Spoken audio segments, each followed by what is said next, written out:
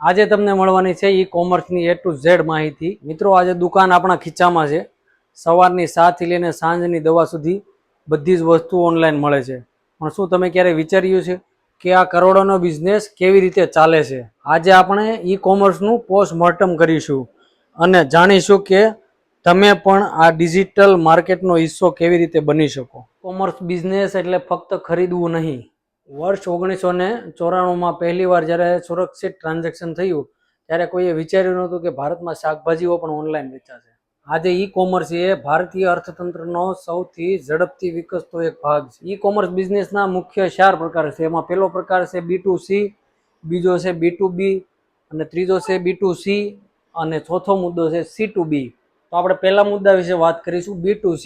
B2C દાખલા તરીકે business to customer, જે રીતે અત્યારે ટ્રેન્ડિંગમાં ચાલતું અને સૌથી ઝડપથી વિકસતું પ્લેટફોર્મ ફ્લિપકાર્ટ અને મીશો। બિઝનેસ ટુ કસ્ટમર એટલે મીશો ઉપરથી કે ફ્લિપકાર્ટ ઉપરથી પ્રોડક્ટ્સ બાય કરે છે કસ્ટમર। હવે આપણે વાત કરીશું બીજા મુદ્દા વિશે।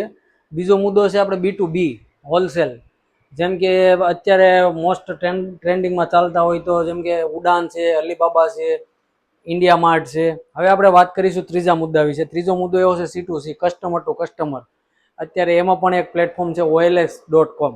એમાં તમે જૂની વસ્તુ હોય બાઇક, જેમ કે ફોન છે, બાઇક છે, વોચ છે, કોમ્પ્યુટર છે, એ તમે OLX પરથી સેલ કરી શકો છો।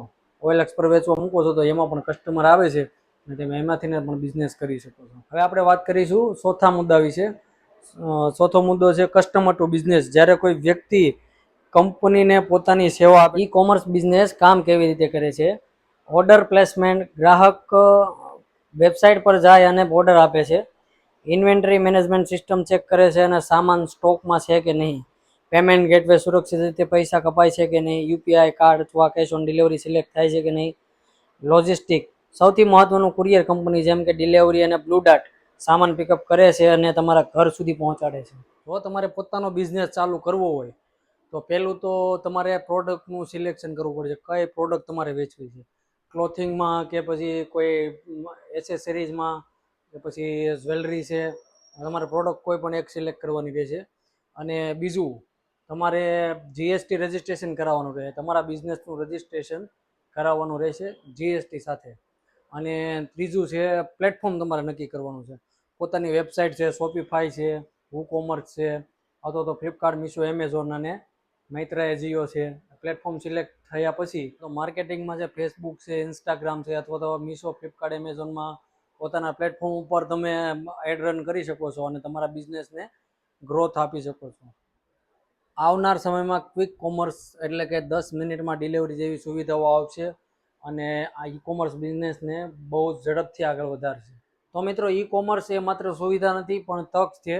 અને આ વિગતવાર માહિતી તમને ગમી હોય તો વિડીયોમાં કોમેન્ટ કરીને જણાવજો કે સૌથી વધારે તમે ઓનલાઈન કઈ પ્રોડક્ટ મંગાવો છો।